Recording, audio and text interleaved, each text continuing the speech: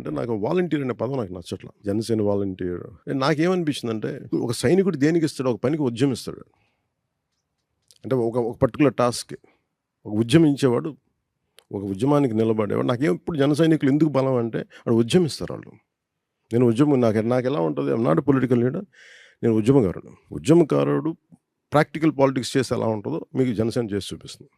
So, మన పార్టీలో ఉండేవాళ్ళందరూ ఉద్యమకారులే. కాతే దాన్ని సంస్కృత పదం ఉద్యమి తీసుకున్నాం. ఇది దేనికి తీసుకున్నాం అంటే ఉద్యమే అనే పదం ఇది మన నారాయణ పండితులు వారు చెప్పిన సుభాషితం నుంచి ఈ పదం తీసుకున్నాం. ఉద్యమేనైవ సిద్ధ్యంతి కార్యాణి నా మనోరథైః నాహి సుప్తస్య సింహస్య ప్రవిశంతి ముఖే మృగాః అనేది ఈ సుభాషితం. ఏదైనా సత్కార్యాన్ని సంకల్పించినప్పుడు దృఢ సంకల్పం ఉండాలి. కొనసాగించడానికి కృషి ఉండాలి. అవి అత్యంత ఆవశ్యకమే గాక కీలకం కూడా. సాధనలో ఎదురయ్యే ఒడిదుడుకుల్ని తట్టుకొని లక్ష్యాన్ని సాధించేందుకు పట్టుబట్టి వదలన్నవాడే ఉద్యమి. అతనే మన జన సైనికుడు. అందుకని ఇది ఉద్యమి మెంబర్‌షిప్ కింద తీసుకోండి. అలాగే ఉద్యమి అంటే ఇట్ ఈస్ న్యూట్రల్ జెండర్. అది ఆడవారికి, మగవారికి ఒకటే అది.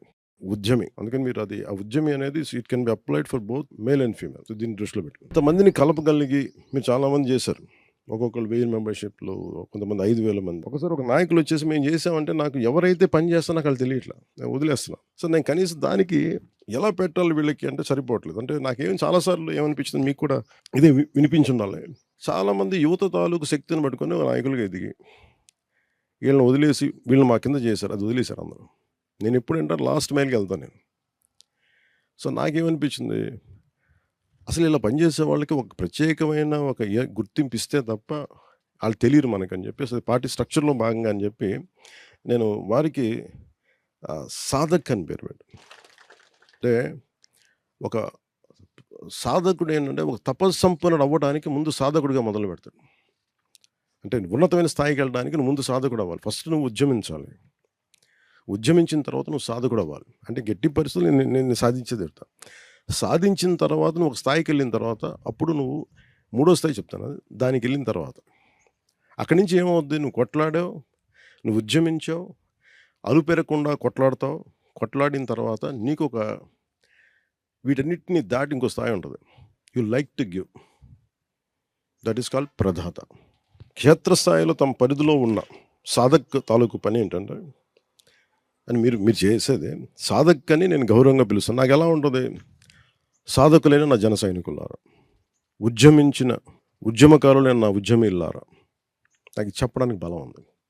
ఒకసారి రైట్ పదం, రైట్ డిజైన్ లేకపోతే బలం రాదు. మీరు అమ్మవారి శ్రీచక్రం చూశారు.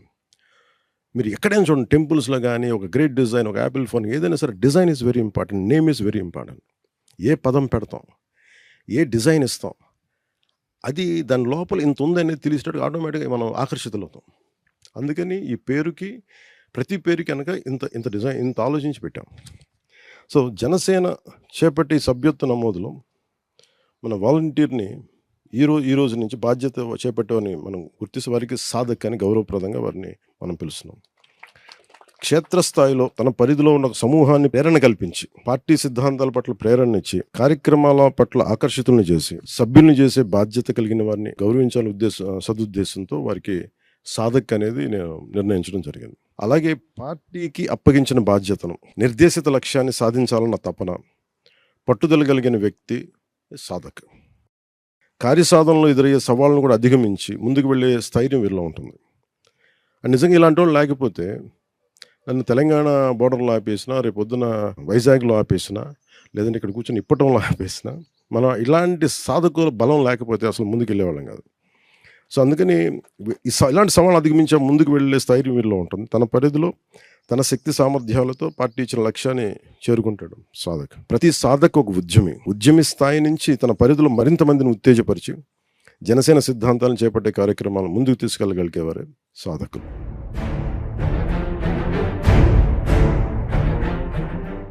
సో అలాగే ప్రదాత అనేది ఉంది. మీకేం చెప్పాను సార్, త్రిశూల్ ప్రోగ్రామ్ స్టార్ట్ చేస్తానని చెప్పి. సో సృష్టిలో ఏదైనా సరే మనకి మూడు ఉంటాయి.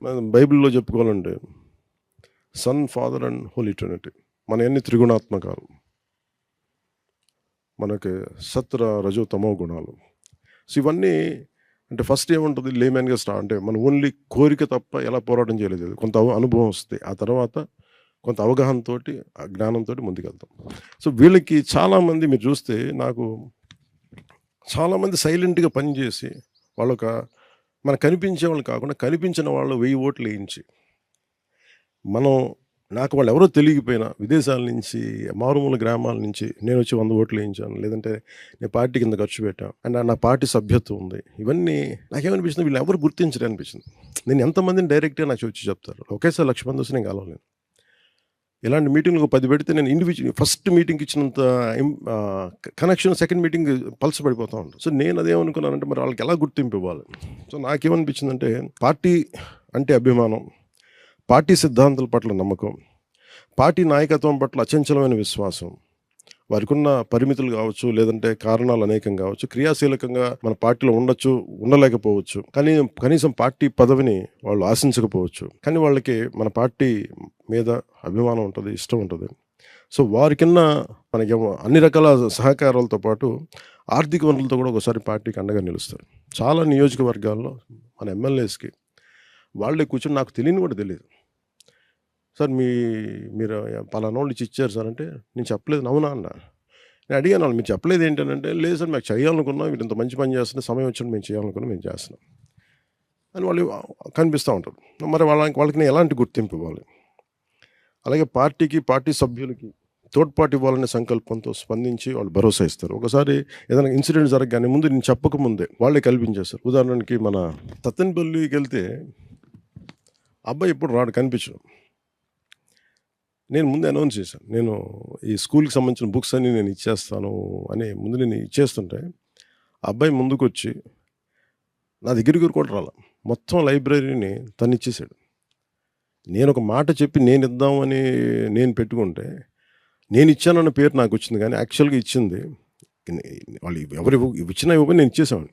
కానీ ఇచ్చింది మన చరణ్. మరి అబ్బాయిని ఏమనాలి? ప్రదాత అనాలి కదా అలాంటి వాడిని. అంటే చాలామంది అంటే ప్రభాత్ అనే ఇంగ్లీష్ పదం ఇంక అర్థం ఏంటంటే బెనిఫాక్టర్. బెనిఫాక్టర్ అనేవాడు ఏంటంటే హీ ఈజ్ ఎ గివర్. అందరూ బాగుండాలని ఇచ్చేసాడు ముందు ఏం ఆశించకుండా. అలాంటి ప్రదాతలు చాలామంది ఉన్నారు. సో, అలాంటి వారికి నైతిక మద్దతు సైతం జనసేనకి ప్రయోజనకరమని నేను బలంగా భావిస్తాను. అలాంటి వారికి కూడా పార్టీలో సముచిత గౌరవం ఇవ్వాల సదుద్దేశంతో వారికి ప్రదాత అనే పేరుతో నేను గుర్తింపిస్తున్నాం. వారిచ్చే ఆర్థిక తోడ్పాటు కార్యక్రమాల నిర్వహణకు పార్టీ శ్రేణులకి మనందరికీ ప్రయోజనకం ఉంటాయి. పదవుల కోసం కాకుండా విశాలమైన దేశ ప్రయోజనాన్ని, రాష్ట్ర ప్రయోజనాన్ని, సమాజ క్షేమాన్ని ఆకాంక్షిస్తూ సహృదయంతో జనసేనకి అన్ని రకాలుగా తోడ్పాటునిచ్చే వారికి గౌరవప్రదంగా ఇచ్చే గుర్తింపు ప్రదాత. మెంబర్‌షిప్‌కి మొదటి మెంబర్‌షిప్ నేను తీసుకుంటాను. సో, దానికి మా వాళ్ళు పుస్తకాలు లైబ్రరీలో ఇచ్చేస్తాను. నేను 2 కోట్లతో జనసేన మెంబర్‌షిప్ తీసుకుంటాను. మనం 4 విడతలు చేసాం ఇప్పటివరకు. ప్రతి విడతలో కూడా కనీసం ₹1 కోటి ఇచ్చారు ప్రెసిడెంట్ గారు. సో, ఈ రోజున 2 కోట్లు మన సభ్యత్వానికి జనసేన పార్టీ కోసం. అది గొప్ప కార్యక్రమం. నాకేమనిపిస్తుందంటే ఇది మన ఇల్లు, మన కుటుంబం. మన కుటుంబంకి నడిపేవాడు వాడు ఇవ్వకపోతే ఎట్లా అనుకుంటాం. ఒకవేళ లేనప్పుడు పర్లేదు, పని చేద్దాం. సినిమాలు ఉన్నాయి, సంపాదిస్తున్నాం.